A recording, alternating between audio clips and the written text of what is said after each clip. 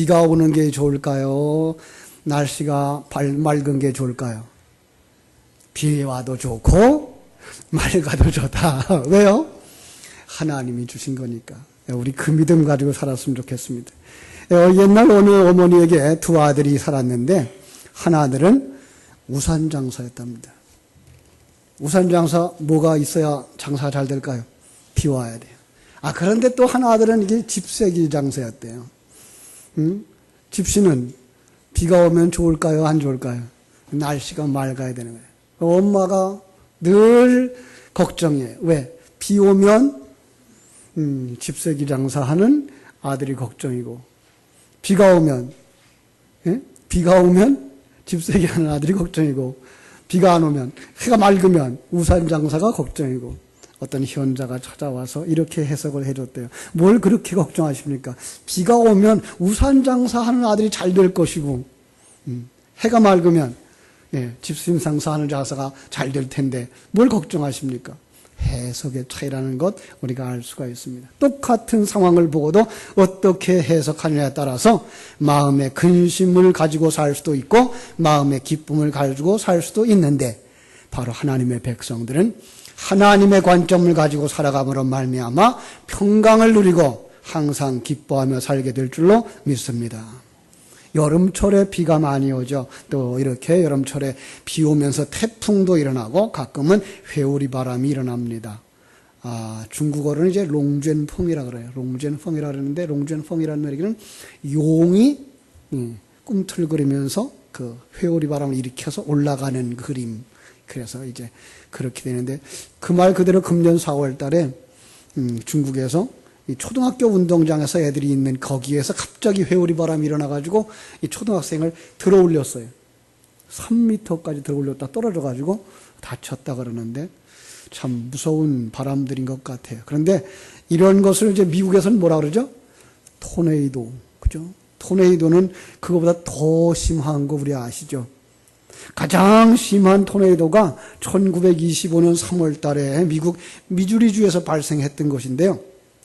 이 3시간 반 동안 그 거리가 352km를 갔대요. 그러니까 서울에서 부산까지 회오리 바람을 휩쓸고 간 거예요. 그런데 그 휩쓸고 가는 자리는 아예 아무것도 없는 거예요. 거기에 있는 지붕들이 다 날아가고 집이 무너지고 자동차도 날아가고, 그때의 사람이 얼마나 많이 목숨을 잃었는가 하면 약 695명이 생명을 잃었답니다. 자, 왜 그렇죠? 올라가면 그냥 하늘까지 영원히 올라가면 괜찮을 텐데, 이 세상에서 일어나는 회오리 바람은 뭐 하죠? 올라가다 떨어지는 거예요.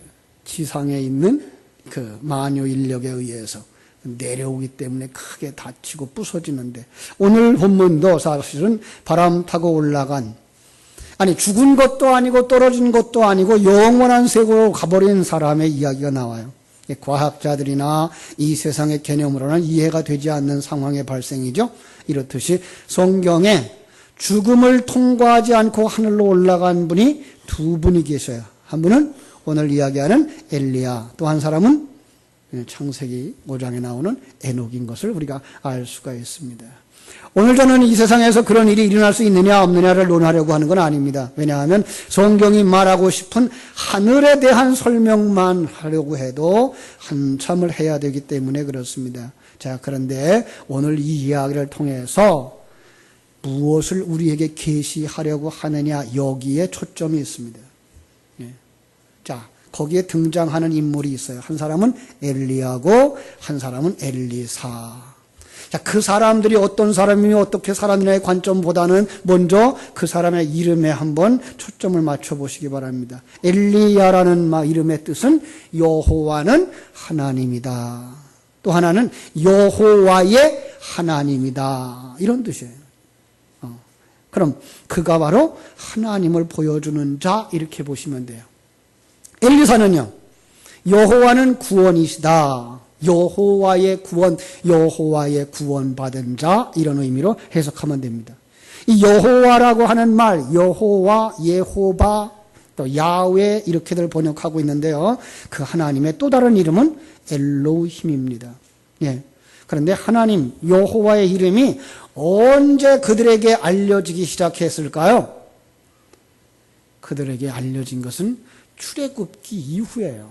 그래서 출애굽기 6장 2절에 이렇게 말씀하셔요. 하나님이 모세에게 말씀하여 이르시되 나는 여호와니라 내가 아브라함과 이삭과 야곱에게 전능의 하나님으로는 나타났으나 나의 이름을 여호와로는 그들에게 알리지 아니하였고 이렇게 말씀하셔요. 나는 여호와라라는 문장을 그냥 히브리어 발음으로 그대로 해석하면 엘 아니 예호와. 아니라는 말은 부정하는 아니가 아니고 그냥 발음이에요. 엘이라고 하는 것 하나님이에요. 하나님은 뭐예요? 여호와다. 나는 여호와 하나님, 여호와 엘로힘이다 라는 뜻이 돼요. 그런데 그 글자를 한 글자 한 글자 풀어놓고 해석하면 내가 말을 주어서 네가 말하게 하는 하나님이다 라는 뜻이에요. 그러니까 이제까지는 그런 하나님을 표시한 적이 없어요. 그런데 출애굽하면서 그리고 성경을 기록하면서 하나님은 나는 너를 도구로 삼아서 내 말을 하게 하는 자로 너를 사용하는 하나님이다라는 의미가 되는 거예요. 그러니까 하나님은 이 땅에 들리는 소리로 우리에게 말씀하지 않아요. 하나님이 직접 말씀하지 않아요. 하나님은 우리가 어떤 감각으로도 느낄 수가 없어요. 그래서 하나님은 반드시 이 자연세계의 도구들을, 자연세계에 있는 사람들을, 자연세계에 있는 개념들을 사용하여 그걸 계시의 도구로 삼아서 전능하신 하나님, 그리고 하나님이 계획, 하나님의 일하심을 알려주는 바로 그러한 하나님입니다.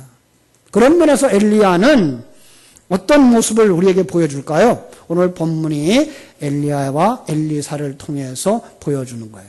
자, 엘리야가 성경에 어떻게 등장하시는지 아십니까? 열왕기상 17장 1절에 등장을 하는데요. 북이스라엘의 가장 악한 왕 아합이 통치하는 시대에 호련히 등장을 합니다. 열왕기상 17장 1절 길르앗에 우거하는 자 중에 디셉 사람 엘리야가 아합에게 말하되 내가 섬기는 이스라엘의 하나님 여호와께서 살아계심을 두고 맹세하노니 내 말이 없으면 수년 동안 비도 이슬도 내리지 아니하리이다 그래요. 자, 그가 등장한 환경이 어떤 환경이에요? 비가 내리지 않는 상태. 비가 내리지 않는 그 자리에 나타난 거예요. 비가 내리지 않았다. 어디가 생각나죠? 창세기 2장 5절로 6절. 여호와 하나님이 땅에 비를 내리지 아니하셨고 땅을 가할 사람도 없었으므로 들에는 초목이 아직 없었고 밭에는 채소가 나지 아니하였으며 안개만 땅에서 올라와 온 지면을 적셨더라. 이 상태예요. 이거 순서적이지 않아요. 순서적이면 채소는 몇째 날 창조했어요? 셋째 날. 사람 몇째 날 창조했어요? 여섯째 날. 그리고 안식일 지난 다음의 이야기예요. 순서를 말하면. 순서적이지 않아요. 이건 바로 창세기 1장 2절의 상태를 이야기하는 거예요. 뭐죠? 비가 내리지 않았다. 위로부터 하나님의 말씀이 내려오지 아니한 상태. 그리고 땅에서 뭐를 넣어요? 땅의 안개만, 그러니까 세상적인 개념과 사단의 속성만 충만되어진 그곳. 그렇죠? 그것이 뭐예요? 구원이 필요한 상황. 그 속에 빛이 오시죠. 창세기 1장 3절에서 빛이 있으라 하심에 빛이 있어요. 예, 그 상황을 신약 성경에서는 신구약 암흑기 시대에 누가 나타나셔? 빛이신 예수 그리스도가 오시는 거예요. 여기 지금 이 상황은 비가 내리지 않는 상태는 그렇게 타락한 상황을 우리에게 보여주는 건데 그 타락한 상황 속에 누가 나타나는 거예요? 예, 빛이신 자가 나타나는 거예요. 그러니까 엘리야는 곧 예수 그리스도의 일하심을 담고 오는 예표적인 존재인 것을 알 수가 있어요. 그렇습니다. 자, 그래서 열왕기상 17장 1절에서 엘리야의 등장을 그려내고 있는 것이고요. 자, 그래서 그가 하는 일은 무엇일까요? 빛이 오시면 뭐예요? 어둠을 물리치는 일을 하는 거예요. 그래서 악한 마귀 권세를 물리치는데 사단을 무찌르고 우상 숭배자들을 무찌르고 우상의 앞잡이 왕을 무찌르는 것으로 그의 사역이 이어져 가는 것을 볼 수가 있습니다. 그렇습니다. 여러분, 예수님이 이 지상 사역을 두 가지로 제가 설명해야 된다 그랬어요. 하나는 뭐죠? 예수님은 우리의 메시아다, 구원자다라는 거 보셔야 돼요. 또 하나는 그분은 우리의 첫 열매, 우리에게 신앙생활의 모범을 보여주고 가신 분이다라는 거예요. 자, 오늘 그 이야기를 엘리야와 엘리사의 이야기 속에서 하고 있는 것 여러분이 볼 수 있었으면 좋겠습니다. 자, 그렇습니다. 여러분, 예수님의 승리는 어디에서 하죠? 예수님은 어디서 승리해요? 십자가에서. 그럼 엘리야의 승리는 어디에서요? 갈멜산, 그죠? 갈멜산에서. 그죠? 그렇습니다. 우리는 그 갈멜산 전투에서 우상 숭배자들의 제사를 완전히 무효화시켜버리며 진정한 제사, 하나님이 받으시는 아벨의 제사, 성도들의 거룩한 산 제사는 이것이다 라고 보여주는 곳이 있습니다. 열왕기상 18장으로 가보겠습니다. 조금 앞으로 가서 열왕기상 18장 30절. 엘리야가 모든 백성을 향하여 이르되 내게로 가까이 오라, 나오라. 백성이 다 그에게 가까이 가매 그가 무너진 여호와의 제단을 수축하는데 어떻게 하죠? 12돌로 단을 쌓습니다. 예, 12돌 잘 기억하세요. 그리고 주위에 또랑을 퍼요. 그리고 거기에 12돌로 쌓은 제단 위에 나무를 올려놨어요. 이 나무 그냥 큰 통나무로 보시면 더 좋아요. 그죠? 그 위에 번제물을 각을 떠서 올려놨어요. 그리고 엘리야가 통 넷으로 물을 채워다가 번제물 그 찢어놓은 어린 양 위에 부으라 하니까 3번을 반복해서 부었어요. 몇 통이에요? 4개, 4통 갖다가 3번 부으니까 12통. 예. 많은 사람들이 이 물은 어디서 났겠냐 그래요. 지금 가뭄이 몇 년째요? 3년째. 시내가 다 말랐어요. 어디서 물이 왔을까요? 학자들은 그런 얘기해요. 분명히 그것은 그 가까이에 있는 지중해에서 가져왔을 거다. 네. 우리는 그 물이 어디에서 왔는지 상관없어요. 그 물은 하나님이 주셨을 수도 있어요. 왜 그래요? 지금 무언가 우리에게 보여주고 있는 거예요. 무언가 보여주고 있는 거예요. 그걸 세상의 쓴물이라고 해도 상관이 없어요. 그 쓴물은 이제 다 태워져 버릴 것이니까. 그렇습니다. 그리고 거기에 엎드려서 하나님 앞에 소리칩니다. 여호와여 내게 응답하소서. 내게 응답하소서. 여호와가 하나님이신 것과 주는 그들의 마음을 돌이키시는 이심을 알게 하옵소서. 여러분, 이 기도는 사람이 할 수 있는, 죄인이 할 수 있는 그런 기도가 아니에요. 오직 십자가 위에서 하나님을 향하여 입을 열 수 있었던 12제자, 12아들을 품은 어린 양, 나무 위에 올라가신 제물이신 그 어린 양이 하나님을 향하여 부르짖는 그 기도라고 하는 것을 알 수가 있습니다. 거기에서 사단은 결박되는 겁니다. 더 이상 예수와 예수 안에 있는 하나님의 자녀들의 죄를 지적할 수 없게 되어버려 이제는 결박되는 것입니다. 그들이 이제는 지옥에 던져지는 그림입니다. 그래서 거기에 불이 내려옵니다. 그리고 모든 재물을 하나님이 받으셨다라고 하는 보형을 보여주는 것입니다. 그리고 사단이 죽었다라고 하는 것을 그들의 그 악한 왕 아합이 죽는 그림으로 그려지는 겁니다. 그리고 예수님은 어떻게 됐을까요? 죽으셨죠. 그런데 이 엘리야를 통해서 죽는 그림을 그려낼 수가 없어요. 그래서 하나님은 그 엘리야를 어디로 보내요? 굴 속으로 보내는 걸 볼 수가 있습니다. 그렇습니다. 동굴 속에서. 그래서 19장 9절에 가보면 엘리야가 그 굴에 들어가서 거기 머물더라. 그 굴에서 하나님이 이끌어내는 겁니다. 예수님을 무덤 속에서 이끌어내는 것입니다. 이제 무덤 속에서 이끌어냈으면 그 다음 어디 가야 됩니까? 주님은 승천하시는 것입니다. 바로 그 승천의 그림이 19장부터 나오는데, 여러분, 우리는 그 20장에서 보기 전에 19장에서 보고 갈 것이 있습니다. 이제는 예수님이 승천하기 전에, 여러분, 이 땅에 있었던 예수님의 모습을 보십시다.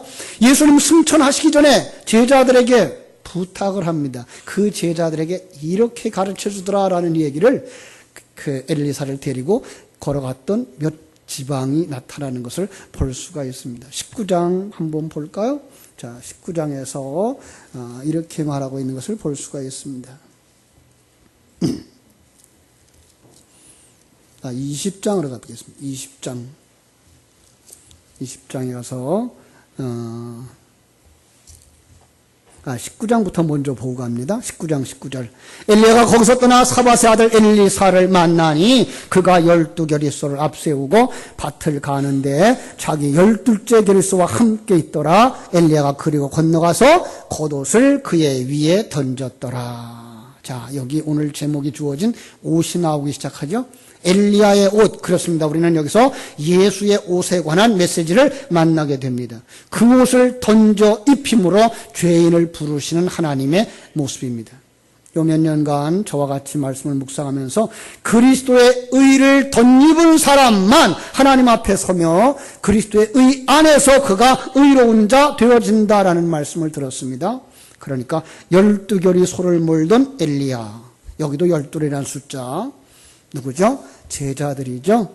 그렇죠? 그런데 그들이 이 한 결이 한 결이 하는 2마리 소가 끄는 그 소를 가지고 있습니다. 2마리 소 기억해 주시고요. 증인의 숫자입니다. 그죠? 그런데 거기서 그들을 증인으로 불렀다. 엘리사는 그러니까 그 제자들의 대표, 증인들의 대표로 부름받은 것을 알 수가 있습니다. 마치 마가복음 6장 7절에서 12제자를 부르사 둘씩 보내시면서 훈련시켰던 모습과 같은 것입니다. 자, 그러면 엘리사가 어떻게 반응해야 되죠? 마태복음 4장 22절에서는 제자들은 아버지를 버려두고 예수님을 따릅니다. 마태복음 8장 22절에서는 예수께서 이르시되 그들이 죽은 자들을 장사하게 하고 너는 나를 따르라 하십니다. 그러니까 아비는 어떤 아비예요? 죽은 아비예요. 이제까지 사단의 속성에 묶여있던 그걸 뭐예요? 아비라고 말하는 거예요. 뭐예요? 떠나야 되는 거죠. 여러분들은 무엇을 버리고 떠나셨나요? 끊어버리고 떠났나요? 오늘 성도들의 시작은 본토 친척 아비집을 떠나는 것입니다. 이건 정말로 이 세상에 살고 육신의 관계를 끊으라는 얘기가 아니고 악한 마귀 권세의 사상과 그 자리에서 일어나라는 것입니다. 떠나라는 것입니다. 믿음의 사람으로 살라고 말씀하시는 것입니다. 엘리사는 그 끊는 작업을 소를 잡아 나누어 먹는 그림에 담아 놓았습니다. 새 생명이신 예수, 성자 하나님만이 그의 죽음 안에서 그를 건져낼 수 있기 때문에 그렇습니다. 엘리사는 엘리야 안에서 옛사람을 이제 벗어버리는 작업을 하게 되는데 그 많은 이야기 다 할 수가 없어요. 그래서 짧게 볼 수 있는 곳이 어디 있을까? 이제 오늘 열왕기하 2장 1절로 갑니다. 열왕기하 2장 1절부터 6절에 거기 몇 가지 동네 이름이 나옵니다. 한번 짚어보았으면 좋겠어요. 열왕기하 2장 1절 여호와께서 회오리 바람으로 엘리야를 하늘로 올리고자 하실 때에 엘리야가 엘리사와 더불어 길갈에서 나가더니, 여기 길갈입니다. 두 번째로 엘리야가 엘리사에게 2절 엘리사야가 엘리사에게 이르되 청하건대 너는 여기 머물라 여호와께서 너를 베델로 보내시느니라. 베델입니다. 세 번째는 4절 엘리야가 그에게 이르되 엘리사야 청하건대 너는 여기 머물라 여호와께서 나를 여리고로 보내시느니라. 여기 여리고. 그리고 나서 6절 엘리야가 또 엘리사에게 이르되 청하건대 너는 여기 머물라 여호와께서 나를 요단으로 보내시느니라. 이렇게 네 군데입니다. 길갈은 어떤 곳인지 우리의 인생 속에서 길갈이 있다는 겁니다. 길갈은 이스라엘 백성들이 광야를 거쳐서 가나안에 입성했을 때 입성해서 할례를 받고 그리고 거기서 유월절을 지킨 여호수아 5장 8절로 10절에서 설명을 볼 수가 있는 곳입니다. 가나안 정복의 첫 걸음을 뗀 곳. 그러니까 엘리야가 엘리사를 데리고 길갈에 간 이유를 분명히 알 수 있습니다. 너는 나와 함께 가나안 정복을 시작하는 거야 라고 말씀하는 것입니다. 네 신명의 가나안 천국을 나와 함께 정복하는 거야 이렇게 말하는 것이죠. 그러면서 또 머무르게 합니다. 너 여기 머물래? 하나님이 나를 베델로 보내시는구나. 엘리사가 알았습니다. 엘리사가 이렇게 말합니다. 여호와께서 살아계심과 당신의 영혼에 살아계심을 두고 맹세하노니 내가 당신을 떠나지 아니하겠나이다.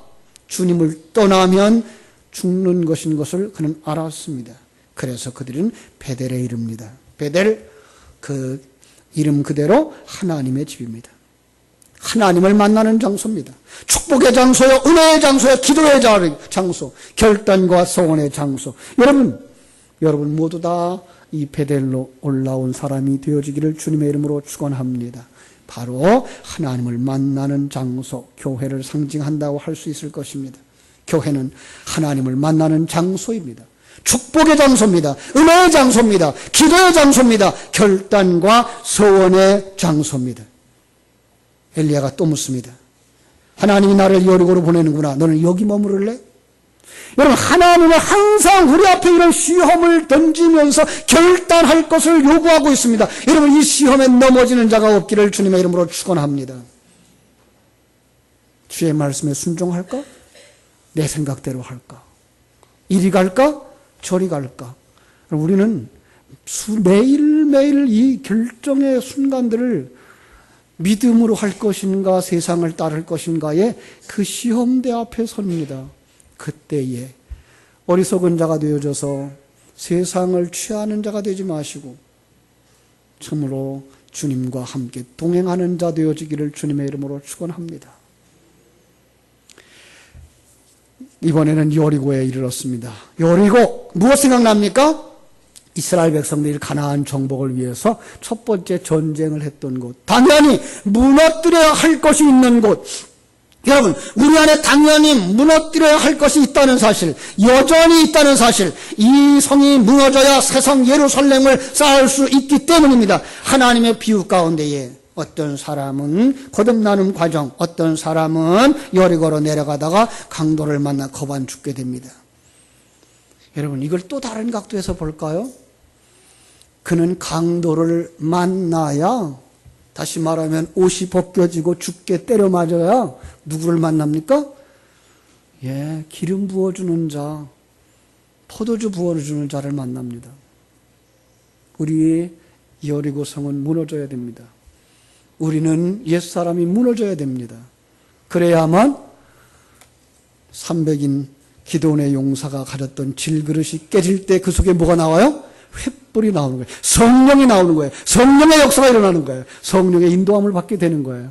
여러분들이 질그릇이 깨어지기를 주님의 이름으로 축원합니다. 이제는 요단에 왔습니다. 자, 출애굽한 이스라엘 백성들 새로운 구원의 역사, 정복의 역사를 시작하는 시발점입니다. 왜 엘리사를 요단으로 끌고 왔을까요? 이제는 네가 이 길을 걸어가야 된다. 나는 이제 갈 거다. 이제 너는 내가 너를 떠나지 아니한다. 내가 너와 함께 있을 거야. 버리지 아니할 거야. 그러니까 이 믿음 가지고 나가라. 믿습니까? 여러분, 신앙생활은 이제 보이는 예수를 따라가는 것으로 끝났습니다. 보이는 예수를 따라가는 것은 이제 더 이상 있지 않습니다. 이제는 보이지 아니하는 하나님과 함께 동행해야 되는데, 그때에 하나님께서 이 엘리사에게 주신 것이 있습니다. 무엇일까요? 바람 타고 올라가던 엘리야가 그의 겉옷을 떨어뜨려 줍니다. 그랬더니 오늘 본문의 말씀에서 엘리사는 어떻게 합니까? 엘리사는 자기의 옷을 잡아 둘로 찢고 옛사람 찢어버리고 자기의 의 찢어버리고 자기를 내려놓고 하나님의 의를 덧입습니다. 하나님의 계획 속에 들어가 있는 자신을 발견하게 됩니다. 하나님이 나와 동행하는 것을 깨달아 알게 됩니다. 하나님이 내게 주신 은사와 능력과 기회를 알게 됩니다. 그리고 그 순간 도전하는 자가 되는 줄로 믿습니다. 그렇습니다. 엘리야야, 나는 간다. 내가 하나님의 데려감을 당하기 전에 내가 내게 무엇을 주면 좋겠니? 여러분, 주님께서 오늘 내가 내게 무엇 주기를 원하느냐라고 물을 때에 여러분들은 어떤 대답을 하시겠습니까? 무엇을 구하시겠습니까? 엘리사는 이렇게 구합니다. 당신의 성령을 갑절로 부어주옵소서. 여러분, 정말로 눈이 열려져서 하나님이 나와 함께 하신 것이 믿어지고, 내게 주신 이 좋은 환경들이 하나님이 나를 만들어가는 가장 좋은 환경인 줄 믿으시고, 내게 만나게 하는 이 사람 저 사람, 이 사건 저 사건들이 나를 만들어 천국의 아들을 만드시는, 그리스도의 신부 만드시는, 성전을 만드시는 가장 좋은 것들인 것을 깨달아 알 수 있도록 성령으로 충만되어지기를 주님의 이름으로 축원합니다. 두 사람이 이제 갈라지자 엘리사는 그때부터 혼자 유대 땅을 밟으며 나아갑니다.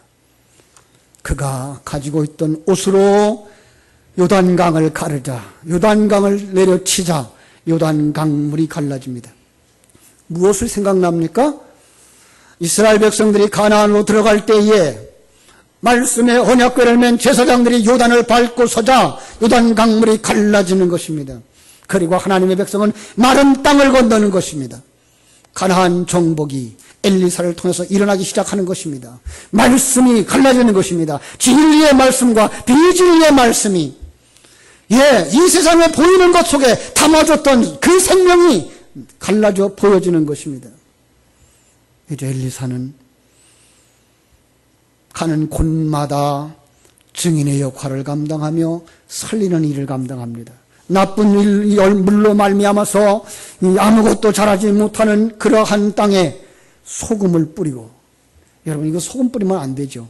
뭘 뿌렸을까요? 소금 언약을 선포하고 기도드리자, 진리를 되새김질하자 그 물이, 그들이 가지고 있었던 그들의 사상이 단물로 변화지는 겁니다. 모세가 마라의 쓴물을 단물로 바꾼 것처럼, 예수의 십자가가 마리아를 변화시켜 아들들을 하는 것처럼 하나님의 역사가 일어나는 것입니다. 이 기적을 우리가 알 수 있도록 아주 작은 그림에 담아드리고자 합니다. 한 번은 엘리사가 어려움에 처해 있는 여인을 방문하죠. 그녀의 남편이 죽었습니다. 어떤 남편일까요? 이제까지 그를 억압하고 살아왔던 이 세상의 남편, 이제 죽었습니다. 그런데 가야 될 그 길에 아직 그는 머뭇하고 있는 것입니다. 두려워하고 있는 것입니다. 끊어야 할 걸 끊지 못하고 있는 것입니다. 그녀가 진 빚을 어떻게 갚아야 될지 모르는 것입니다. 여러분, 바울 사도는 말합니다. 나는 너희들에게 빚진 자라. 여러분, 우리 성도들은 복음의 빚진 자들입니다. 이 빚을 갚기 위하여 준비하는 여러분 되시기를 주님의 이름으로 축원합니다. 세상 빚은 갚지 않으면 큰일 나는 줄 알면서 복음의 빚은 갚지 않아도 괜찮은 줄 알고 있는데 아닙니다. 여러분, 그 복음의 빚을 갚지 못하면 여러분들은 천국에 이르지 못할지도 모릅니다. 그래서 엘리사가 묻습니다. 내가 가진 것이 무엇이냐? 여러분에게 묻습니다. 여러분 가진 것이 무엇입니까? 한 병 기름입니다. 그러면 됐다.